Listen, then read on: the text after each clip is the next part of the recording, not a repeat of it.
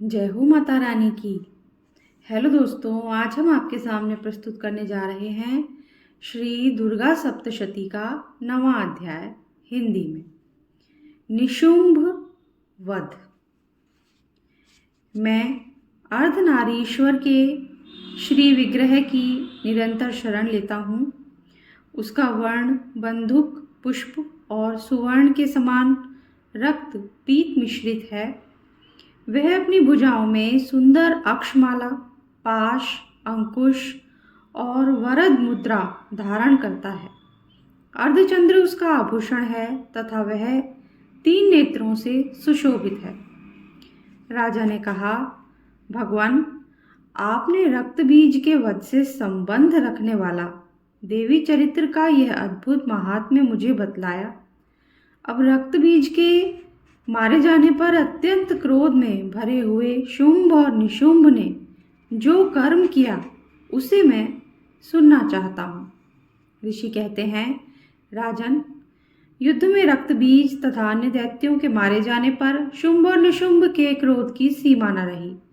अपनी विशाल सेना इस प्रकार मारी जाती देख निशुंभ अमर्ष में भरकर देवी की ओर दौड़ा। उसके साथ असुरों की प्रधान सेना थी। उसके आगे पीछे तथा पार्श्व भाग में बड़े बड़े असुर थे, जो क्रोध से ओठ चबाते हुए देवी को मार डालने के लिए आए। महापराक्रमी शुंभ भी अपनी सेना के साथ मात्र गणों से युद्ध करके क्रोधवश चंडिका को मारने के लिए आ पहुंचा। तब देवी के साथ शुंभ और निशुंभ का घोर संग्राम छिड़ गया। वे दोनों दैत्य मेघों की भांति बाणों की भयंकर वृष्टि कर रहे थे। उन दोनों के चलाए हुए बाणों को चंडिका ने अपने बाणों के समूह से तुरंत काट डाला और शास्त्र समूहों की वर्षा करके उन दोनों दैत्यपतियों के अंगों में भी चोट पहुंचाई। निशुंभ ने तीखी तलवार और चमकती हुई ढाल लेकर देवी के श्रेष्ठ वाहन सिंह के मस्तक पर प्रहार किया। अपने वाहन को चोट पहुंचने पर देवी ने क्षुरप्र नामक बाण से निशुंभ की श्रेष्ठ तलवार तुरंत ही काट डाली और उसकी ढाल को भी, जिसमें 8 चांद जड़े थे, खंड खंड कर दिया। ढाल और तलवार के कट जाने पर उस असुर ने शक्ति चलाई, किंतु सामने आने पर देवी ने चक्र से उसके भी 2 टुकड़े कर दिए। अब तो निशुंभ क्रोध से जल उठा और उस दानव ने देवी को मारने के लिए शूल उठाया, किंतु देवी ने समीप आने पर उसे भी मुक्के से मारकर ही चूर्ण कर दिया। तब उसने गदा घुमाकर चंडी के ऊपर चलाई, परंतु वह भी देवी के त्रिशूल से कटकर भस्म हो गई। तदनंतर दैत्यराज निशुंभ को फरसा हाथ में लेकर आते देख देवी ने बाण समूहों से घायल कर धरती पर सुला दिया।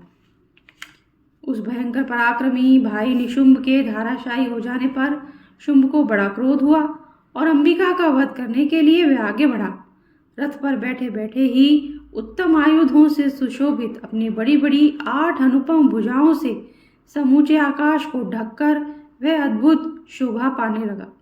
उसे आते देख देवी ने शंख बजाया और धनुष की प्रत्यंचा का भी अत्यंत दुस्सह शब्द किया। साथ ही अपने घंटे के शब्द से जो समस्त दैत्य सैनिकों का तेज नष्ट करने वाला था, संपूर्ण दिशाओं को व्याप्त कर दिया। तदनंतर सिंह ने भी अपनी दहाड़ से, जिसे सुनकर बड़े बड़े गजराजों का महान मद चूर हो जाता था, आकाश, पृथ्वी और 10 दिशाओं को गुंजा दिया। फिर काली ने आकाश में उछलकर अपने दोनों हाथों से पृथ्वी पर आघात किया। उससे ऐसा भयंकर शब्द हुआ जिससे पहले के सभी शब्द शांत हो गए थे। तत्पश्चात शिवदूती ने दैत्यों के लिए अमंगलजनक अट्टहास किया। इन शब्दों को सुनकर समस्त असुर थर्रा उठे, किंतु शुंभ को बड़ा क्रोध हुआ। उस समय देवी ने जब शुंभ को लक्ष्य करके कहा, ओ दुरात्मन, खड़ा रहे, खड़ा रहे, तभी आकाश में खड़े हुए देवता बोल उठे, जय हो, जय हो। शुंभ ने वहां आकर ज्वालाओं से युक्त अत्यंत भयानक शक्ति चलाई। अग्निमय पर्वत के समान आती हुई उस शक्ति को देवी ने बड़े भारी लूके से दूर हटा दिया। उस समय शुंभ के सिंहनाद से तीनों लोग गूंज उठे। राजन, उसकी प्रतिध्वनि से वज्रपात के समान भयानक शब्द हुआ जिसने अन्य सब शब्दों को जीत लिया।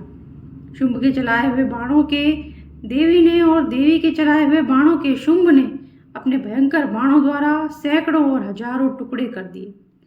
तब क्रोध में भरी हुई चंडिका ने शुंभ को शूल से मारा। उसके आघात से मूर्छित हो वह पृथ्वी पर गिर पड़ा।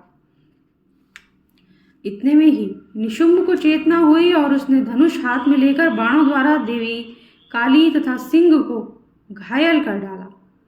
फिर उस दैत्यराज ने 10,000 बाहें बनाकर चक्रों के प्रहार से चंडिका को आच्छादित कर दिया।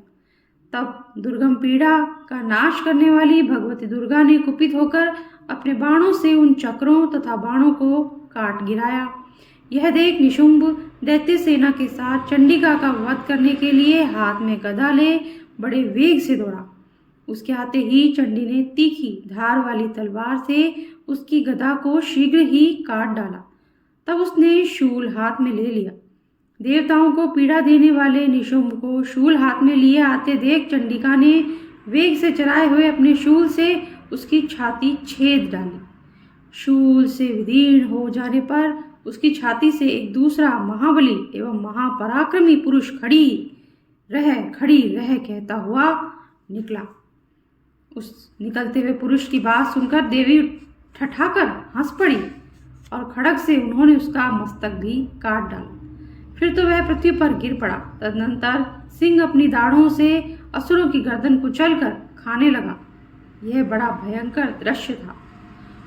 उधर काली तथा शिवदूती ने भी अन्य दैत्यों को भक्षण आरंभ किया।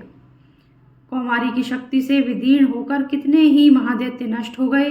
ब्राह्मणी के मंत्रपूत जल से निस्तेज होकर कितने ही भाग खड़े हुए। कितने ही दैत्य माहेश्वरी के त्रिशूल से छिन्न भिन्न हो धाराशायी हो गए। वाराही के थूथुन के आघात से कितनों का पृथ्वी पर कचूमर निकल गया। वैष्णवी ने भी अपने चक्र से दानवों के टुकड़े टुकड़े कर डाले। ऐन्द्री के हाथ से छूटे हुए वज्र से भी कितने ही प्राणों से हाथ धो बैठे। कुछ असुर नष्ट हो गए, कुछ उस महायुद्ध से भाग गए तथा कितने ही काली शिवदूती तथा सिंह के ग्रास बन गए। इस प्रकार श्री मार्कंडेय पुराण में सावर्णिक मनवंतर की कथा के अंतर्गत देवी महात्म्य में निशुंभ वध नामक 9वां अध्याय पूरा हुआ। अगर आपको अच्छा लगा हो तो लाइक जरूर कर दीजिएगा और चैनल को सब्सक्राइब करना मत भूलिएगा।